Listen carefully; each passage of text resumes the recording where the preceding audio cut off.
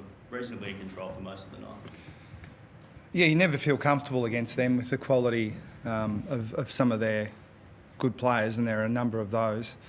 And you know, they're a threat ahead of the ball too, so you sort of expect over the course of 4 quarters that some of those guys are going to have their moments. So we never truly felt comfortable, but we did feel that the game was going our way for most of it.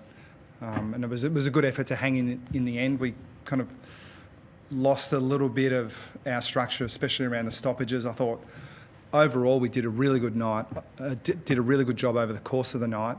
The last quarter, I think the numbers were 17-7 their way in the clearances, and that was just due to a little bit of disorganisation on our part. But again, you're sort of contrasting 2 different styles and 2 different midfields in that, you know, they had 3 guys who got a lot of the ball and a lot of first possession, whereas we kind of spread it out a bit more over 6 or 7 players. And in the end, sort of to our eye, we thought that battle was pretty even, which is a good effort given their personnel and what we were missing. Chris, was fatigue a factor in that last quarter? You've had a pretty tough draw, second trip to Adelaide in 2 weeks, played on Monday, short break. Was fatigue a factor?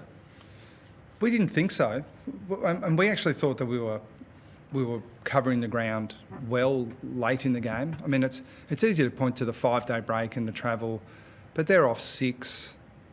We're very comfortable at this ground, as comfortable as you can be. I think we played some good footy here. We were really looking forward to it. Had some fresh guys who came in and did really well. Thought Stanley played well.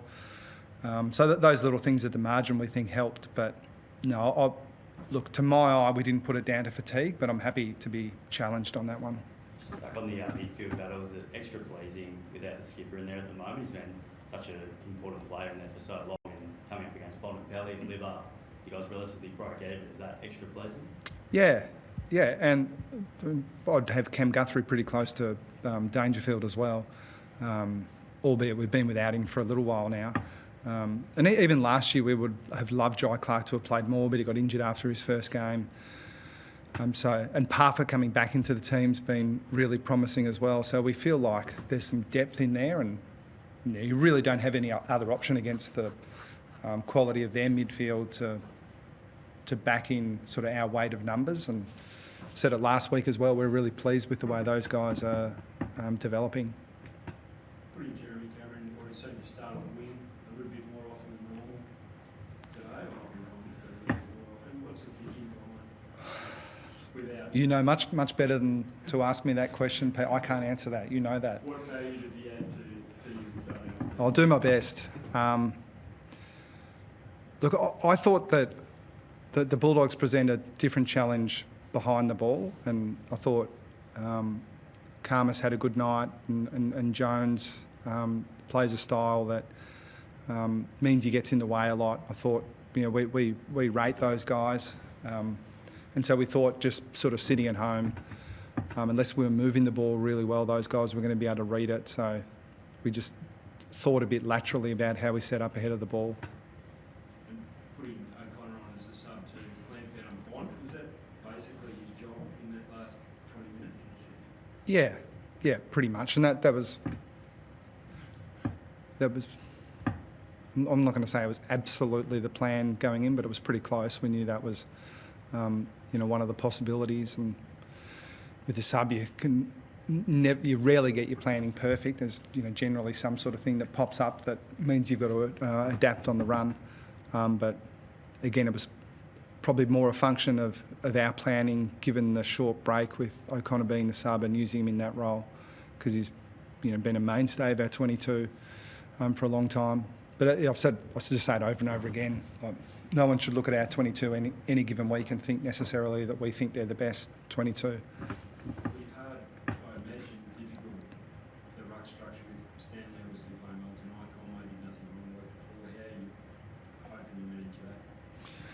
Well, we've got a plan, and that plan's always subject to change and adaptation.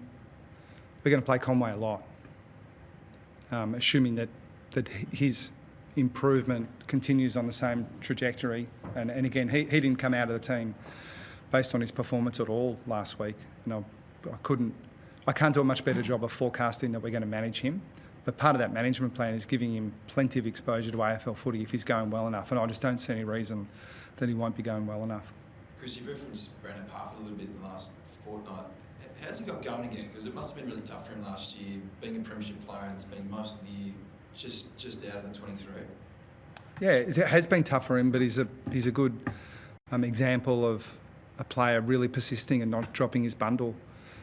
He's had a few niggles sort of over the years that have sort of hurt his continuity a little bit, but he had a great pre-season this year, which gave him every chance. And I think almost every side, like if you're the midfielder or that's the next one in or the second one in line, those guys are pretty good players. Like every team in the comp has a pretty good midfield. There's no shame at all in sort of just being a little bit behind those guys, and that's kind of where he found himself, playing well enough to play AFL footy, but just behind a pretty good group. This year it opened up for him, and he's taken that chance. I'm really proud of him. It's far from the first time he's done it, but what goes through your mind when Tom Stewart executes that spoil when they're on they're going to kick a goal? Yeah, they were out. It's a 4-point game. Yeah. And he, effectively it's a game. It turns out to be a game-saving, incredible piece of work. He really had to work hard to get to that. Yeah, he did, and I'm assuming that the broadcast picked it up and showed what it looked like off the broadcast angle, because his work to get there was phenomenal. It's a real pleasure having someone like that when the opposition are coming at you and you're stationing behind the ball and just let him do his stuff. I'd love to be able to say that he's just coached within an inch of his life and he's doing exactly what we're saying, but we let him go. He's a star. You're 4-0 now. I'm sure you're always optimistic going into a season and it's early days, but has it surprised you at all with all these younger guys really sort of stepping up to the plate? It hasn't surprised me, but if we had have lost a couple of close games and been 1-3, that wouldn't have surprised me that much either. I've just got too much respect for the competition, and even now I kind of look around and the easy games are not there to my eye. And I get that people might sort of argue with that, at the margin, but they just all feel like hard work. We've gone in optimistic based on our preparation, and wasn't by design. We'd love to have Guthrie and Dangerfield in there, but so I'll be clear, it hasn't surprised me, but it was hard to predict exactly how well the combination of Jai Clark and Tanner Bruin and Jack Bowes and those guys who are coming through, Ollie Dempsey, we're going to go. And I think we feel a bit better about it now, probably because we're 4-0, so we've got to be a little bit careful that we don't get carried away, because I don't think we've blown anyone away, have we? Like we've been good enough to win, but the competition just gets harder, so our challenge is to improve a little bit more than the rest of the comp. But the signs are good.